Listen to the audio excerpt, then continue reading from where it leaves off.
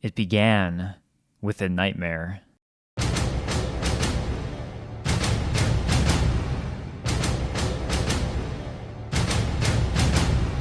James Cameron was in Rome in the middle of shooting his directorial debut, Piranha 2: The Spawning.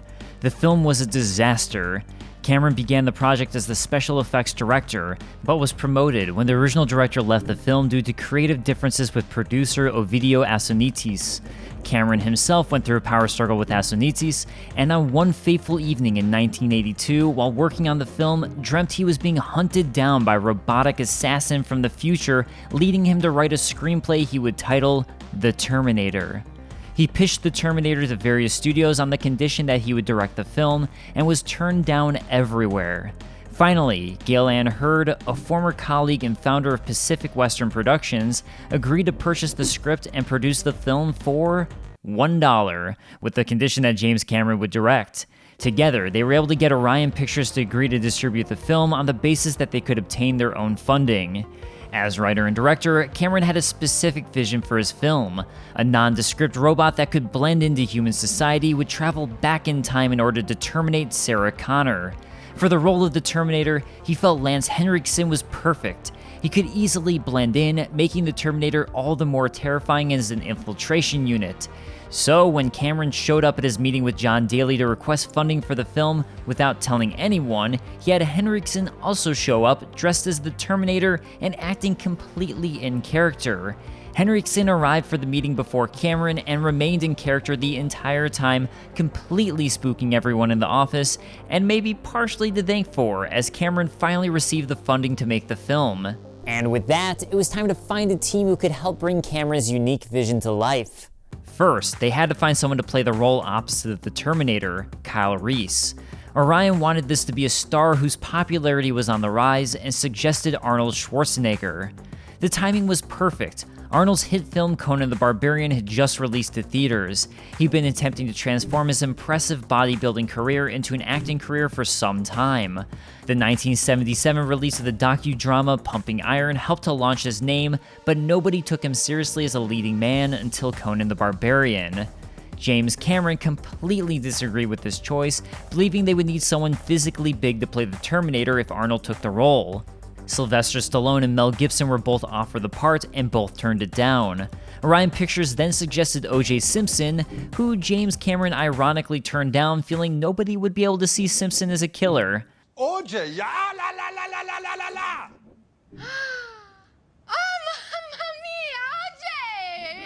Oh, yeah, she knows that. Oh, jeez. Reluctantly, Cameron finally met with Arnold for the role of Kyle Reese. He devised a plan that he would get in some sort of fight with Schwarzenegger and then be able to turn him down for this reason.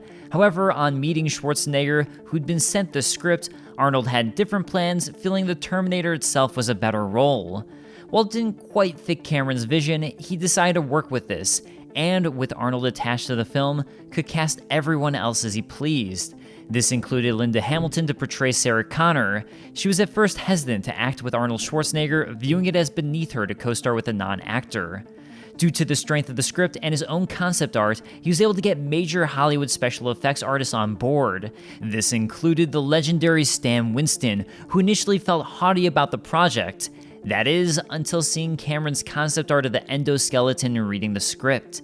The team then got Fantasy 2 on board to create the visual effects, who were also excited by the storyboards and began working on pre-production. Finally, the film was set to film in Toronto, 1983. That was until Conan intervened. Schwarzenegger was forced to work on the sequel to Conan the Barbarian, Conan the Destroyer, delaying the project 9 months. According to the book True Myths, The Life and Times of Arnold Schwarzenegger, at the time Schwarzenegger didn't think much of Terminator, referring to it as some movie he was going to do that would take a couple weeks. At this point, Cameron and production believed Arnold was an integral part of the project and decided to put the entire shoot on hold until he was available. And even when he was finally available, their struggles didn't end there. They had an extremely limited budget for the kind of film they were making and shot parts of it without purchasing any film permits, hoping to just get by. In one such instance, a scene involving the Terminator punching through a car window, hot wiring it, and driving off was filmed in one take without obtaining any kind of permit. When the film needed some reshoots during the editing process, the final scene of driving off into the sunset was filmed on the middle of the highway without a permit as well. The crew was stopped by a police officer asking if they had a film permit, and the crew claimed it was one of their sons, who just happened to be helping out moving gear, film project for college. The officer decided, as it was for a student film, this was okay and gave them the go-ahead. Come with me if you want to live. Released to the public in 1984, The Terminator made waves around the world, elevating James Cameron and Arnold Schwarzenegger's careers to entirely new levels. Schwarzenegger became forever affiliated with the role of the Terminator, and his iconic lines being recited decades later. James Cameron went from a no-name director to being entrusted with the sequel to 1979's Alien. Being the cultural phenomenon that it was, a sequel was in high demand, one that would eventually come 7 years later. I'll be back. In his first draft of the Terminator, James Cameron had created a second Terminator, one who couldn't be destroyed by conventional means, a liquid Terminator named the T-1000. However, due to the limitations of technology of the time, this idea was scrapped. That was until 1999's release of James Cameron's The Abyss.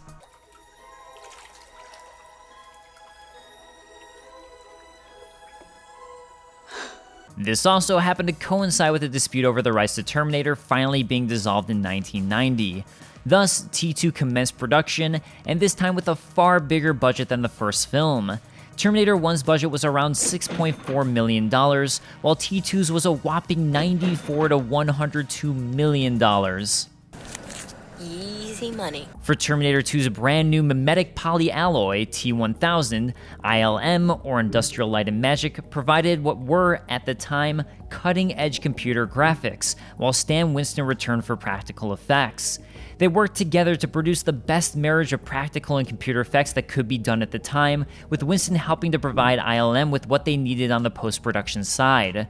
Beyond computer graphics, large-scale miniatures were also employed to create the cityscape of Los Angeles being blown away by the nuclear apocalypse, as well as the continuous use of practical effects for the T-800, as had been used in the first Terminator film.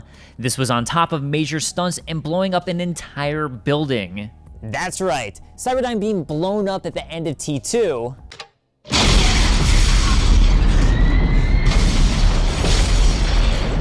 Yeah, that was real. Their crowning achievement, however, was blowing up a 4-story office building.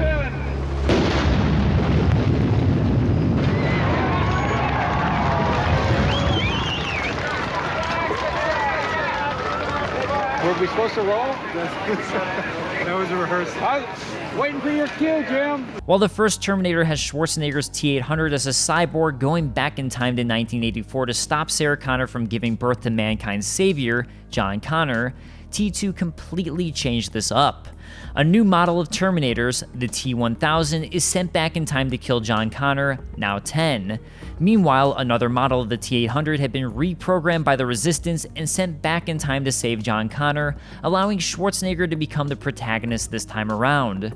While Schwarzenegger's role had completely changed to that of the Protector, so had Linda Hamilton's role with Sarah Connor, shifting from a frightened damsel in distress to an empowered badass.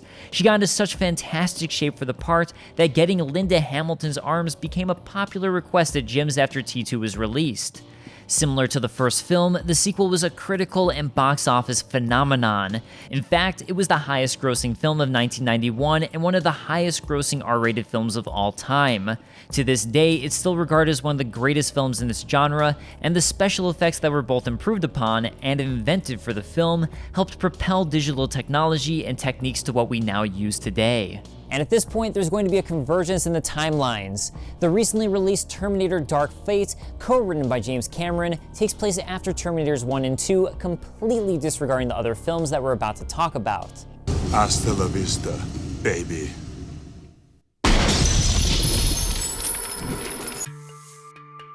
In 1995, a few years after Terminator 2 was released, one of its major shareholders, Carol Co., went bankrupt and had to liquidate its assets. This led to a bidding war over the rights to the Terminator. While Arnold Schwarzenegger tried to convince James Cameron the two of them should buy the rights together, Cameron wasn't interested. Eventually, a winner emerged, and through the process, Cameron became disinterested in writing and working on a future Terminator film, becoming estranged with the purchasers in the process, who he perceived as taking his baby. Schwarzenegger initially refused to work on a sequel unless Cameron was involved. However, James Cameron told him to take an offer if both the money and script were good. Finally, in 2000, a script was written, with John Mostow signing on to direct in 2001. Once again, the film features a brand new model of Terminator, this time designated the TX. While the previous film had ended on a somewhat hopeful note about the future, Terminator 3: Rise of the Machines lives up to its name, with the film ending with Skynet becoming self-aware and starting a nuclear holocaust. Judgment Day had arrived. While the prior films had all taken place before Judgment Day, Terminator Salvation became the first film of the series to take place almost entirely after the nuclear holocaust. This time, Christian Bale, whose stardom had blown up thanks to The Dark Knight, took on the role of John Connor. Oh, good for you! And what the f is it with you? I was looking at the light. And what the f is it with you? I was looking at the light. Sorry, I had to. Salvation was intended as the start to a new post-apocalyptic trilogy to the Terminator films. And honestly, I think it's better than it gets credit for. Also, possibly because the trailer revealed one of the strongest twists of the film. Due to Arnold Schwarzenegger becoming governor of California, it also featured very little of him, with the only appearance being a CG'd younger version of him. Regardless of my personal opinion, the film was mostly panned critically. It did make its money back and was commercially successful. However, legal and financial troubles led to the planned trilogy being canned, and instead, a new follow-up was created in 2015. Everybody's favorite Terminator film. Here we go. Similar to Terminator Salvation, Genisys was written with the intention of it becoming a trilogy. Like Terminator Dark Fate, it also chooses to ignore the films after Terminator 1 and 2, with the film having multiple universes all being affected by the frequent time travel of the film. So much time travel. Genisys has a T-800 Terminator returning in time to protect Sarah Connor as a child, both a T-800 and now a T-1000 sent back to attack Connor in 1984, along with Kyle Reese. This time, Kyle survives, and both he and Sarah travel to 2017, as this is now when Skynet will awaken as Genisys. However, an even newer model travels through time, John Connor as a T-3000. The film was critically panned, however performed well at the box office, becoming the second highest grossing film of the Terminator franchise.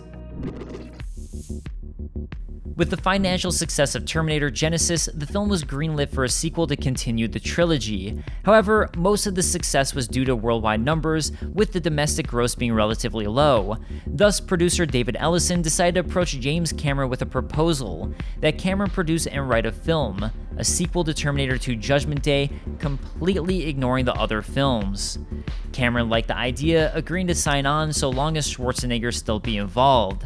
Linda Hamilton also signed back on as Sarah Connor, finally reuniting the trio that sparked the craze that was the Terminator.